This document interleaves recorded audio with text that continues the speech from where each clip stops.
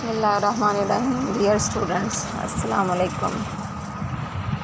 آج کا ٹاپک ٹیکسوں کی اقسام ہے. بنیادی طور پر ٹیکس جو ہیں وہ دو قسم کے ہوتے ہیں.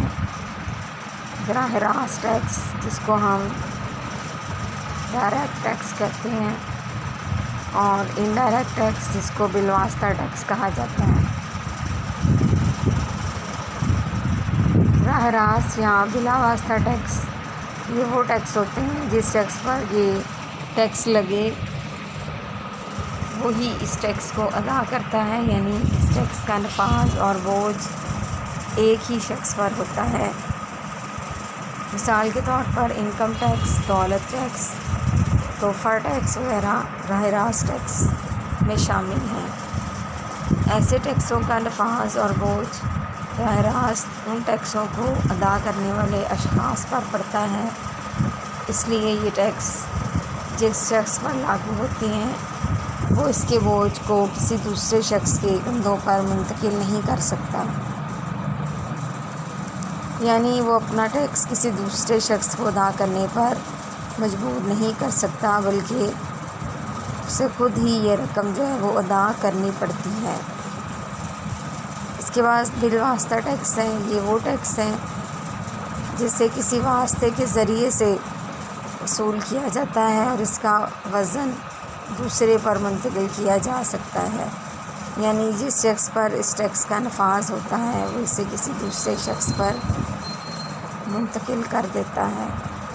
مثلاً درآمدی کسٹم ڈیوٹی، سائز ڈیوٹی، بکری ٹیکس وغیرہ کا نفاذ تو آجرین اور تاجروں پر ہوتا ہے، لیکن وہ ان ٹیکسوں کو اشیاء کی قیمتوں میں شامل کر کے صارفین پر منتقل کر دیتے ہیں، اور بالآخر ان ٹیکسوں کا بوجھ صارفین کو برداشت کرنا پڑتا ہے.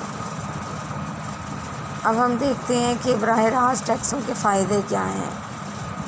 براہ راست ٹیکس متزائد ٹیکس ہوتے ہیں، یعنی یہ اصول مساوات کو پورا کرتے ہیں. ہر شخص سے اس کی مالی حیثیت کے مطابق ٹیکس لیا جاتا ہے.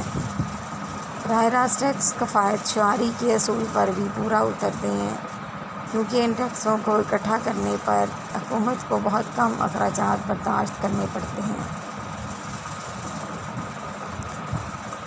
براہ راست ٹیکسوں سے جو آمدنی حاصل ہوتی ہے وہ یقینی ہوتی ہے، اس لیے حکومت ان ٹیکسوں کی آمدنی کا پہلے سے اندازہ لگا لیتی ہے اور پھر انہیں ترقیاتی کاموں پر خرچ کرتی ہے. یہ اصول لچکداری کو پورا کرتے ہیں، کیونکہ حکومت ضرورت پڑنے پر جب چاہے اپنی مرضی سے نئے ٹیکس لگا کر اپنی آمدنی بڑھا سکتی ہے اور سرمایہ کاری کے عمل کو جاری رکھ سکتی ہے. براہ راست ٹیکس ادا کرنے والے احساس شہریت کا مزہ لیتے ہیں اور اپنے وجود کو ملک پر بوجھ نہیں سمجھتے اور ذمہ داری سے اپنے ٹیکس ادا کر کے سرکاری خزانے میں اپنا حصہ ڈالتے ہیں. اس قسم کے ٹیکس قیمتوں کو کنٹرول کرنے میں بھی اہم کردار ادا کرتے ہیں. افراط زر کی حالات میں ان ٹیکسوں کی شرح میں اضافہ کر کے لوگوں کی قوت خرید کو کم کیا جاتا ہے، اور برے حالات میں شرح کم کر کے سرمایہ کاری کو فروغ دیا جاتا ہے. یہ ٹیکس اصول پیداواری کو بھی پورا کرتے ہیں، کیونکہ ان ٹیکسوں کو اکٹھا کر کے ملک میں سرمایہ کاری کی جاتی ہے اور ملکی پیداواری شعبوں کی پیداواری صلاحیت میں اضافہ ہوتا ہے. اس کے بعد اس کے نقصانات ہیں. براہ راست ٹیکسوں کے نقصانات میں یہ ہے کہ اس مد میں کی جانے والی ادائیگیاں ٹیکس گزاروں کو ناگوار لگتی ہیں، کیونکہ وہ ان ٹیکسوں کی ادائیگی کے سبب اپنی آمدنی کے خاص حصے سے محروم ہو جاتے ہیں.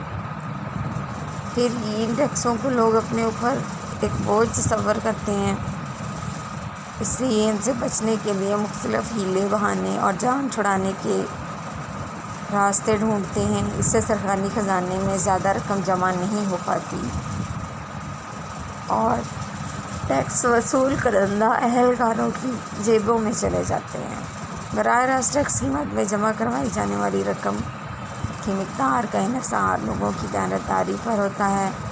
اکثر لوگ اپنی صحیح آمدنی ظاہر نہیں کرتے اور سرکاری خزانے میں زیادہ ٹیکس جمع نہیں ہوتا۔ براہ راست ٹیکسوں کی ادائیگی سے لوگوں کی آمدنی میں کمی واقع ہو جاتی ہے، جس سے مجموعی بچتوں میں کمی واقع ہو جاتی ہے اور ملک میں سرمایہ کاری کا عمل رک جاتا ہے۔ یہ ٹیکس سال کے آخر میں اکٹھے جمع کروانے پڑتے ہیں، اس لیے ٹیکس گزاروں کو ان کی ادائیگی میں مشکلات پیش آتی ہیں اور وہ ٹیکس جمع کروانے سے بچنے کے لیے مختلف ٹیکس کے عملے سے ساز باز کر کے ٹیکس کی رقم بچانے کی کوشش کرتے ہیں۔ اس طرح معاشرے میں بددیانتی کی فضا پروان چڑھتی ہے۔ یہ تھے ٹیکسوں کی اقسام اور براہ راست ٹیکس کے فائدے اور اس کے نقصانات۔